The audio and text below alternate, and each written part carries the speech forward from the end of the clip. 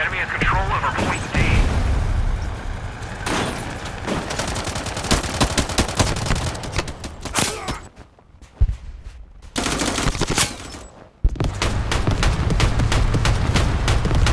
Charge successfully disarmed. Now hold him back.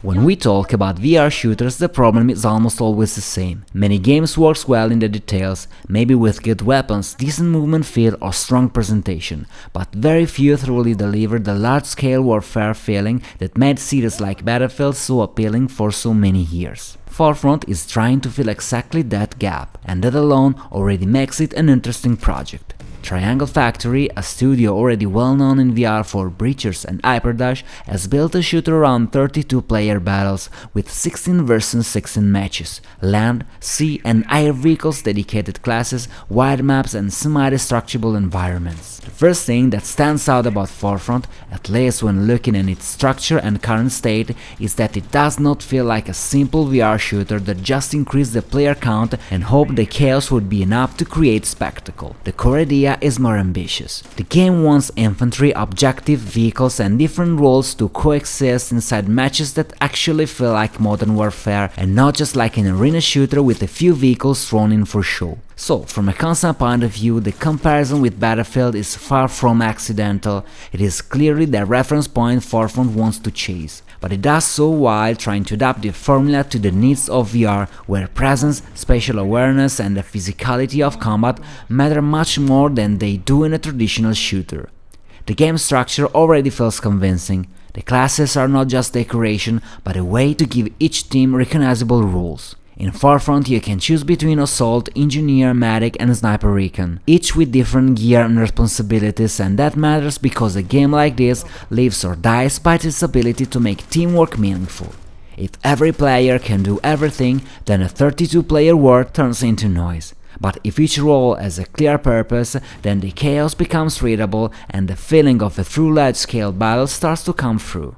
The second smart idea is the vehicles. Forefront does not stop at the usual ground vehicles, but already promises and partly offers combat that extend to the sky and the water as well. This is a crucial detail because in VR the presence of the vehicles is not just a more mechanic, it completely changes how you perceive the map, the scale of the conflict and the tension of movement. A helicopter flying over your head or a tank pushing towards an objective can do a lot to create that sense of a total war that other VR shooters, even good ones, do not even try to pursue. Even the destruction system, while not at the level of full systemic simulator, is an important choice.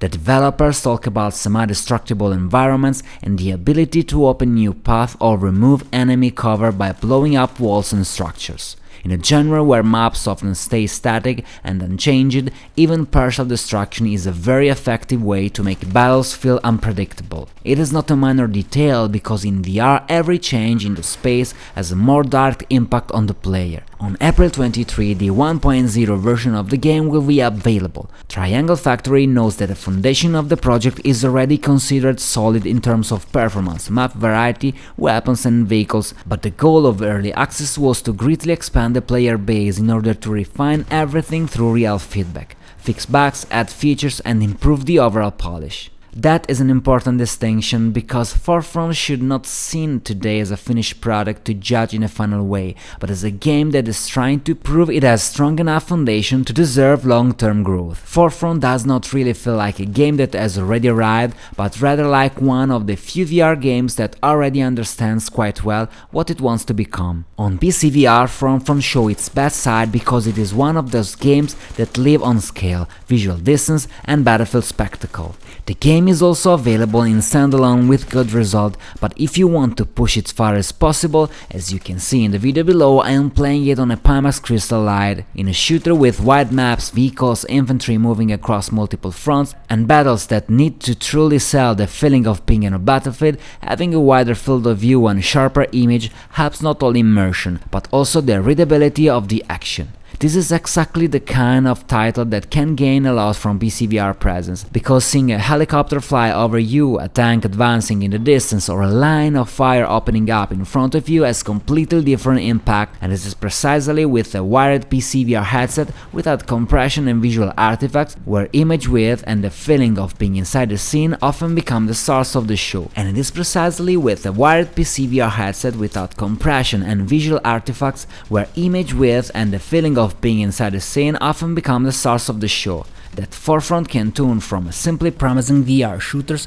into a truly spectacular experience, almost a showcase for why high-end PCVR still has something unique to say when it meets the right game. And starting from the 16th of April, there will be a limited time campaign for 3 months for the Pimax Super QLED. The official price will be reduced from $1,799 to $1,599, and plus you can add also a 2% discount code on top of that with the code in the description. This moment is a great opportunity for users who are considering an upgrade. And now we get to the part that is probably most important for anyone following the game right now. What is coming next? The team has set a 1.0 launch for April 23, with a final price of $27.99. Before that milestone, the new Fjord map has also announced, and for the PCVR version, the team has promised real-time lighting and improved effects, meaning a visual upgrade that could make a major difference. In a shooter like this, graphical impact is not only useful for looking good in a screenshot, but the lighting and more convincing effect can greatly improve the sense of scale, readability of combat, and that feeling of presence that matter more in VR than people often admit. This high resolution usually also helps to kill enemies, but looking at my skills here, it means that not even Pimax is able to help me. In other words, the 1.0 does not want to be just a formal exit from early access, but the moment when Forefront will really try to present itself as a richer, more polished and more stable package. If these promises are delivered, the quality jump could be significant, especially on PCVR, where technical headroom and visual impact can still make a real difference. So, the point is fairly simple: Forefront is not yet the definitive military VR shooter that anyone who loves Battlefield has dreams about for years. It would be too early to say that, but it is one of the most credible candidates to truly get there. It already has a recognizable structure, a scale that very few other VR titles even attempt,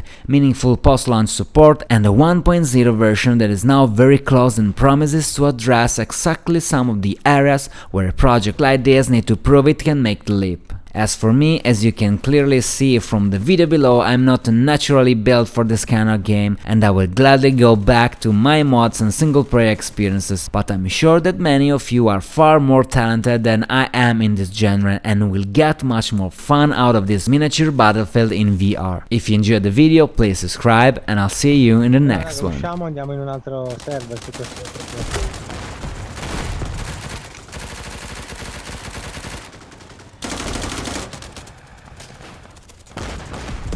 Troppo maschi, troppo maschi! Siete troppo maschi!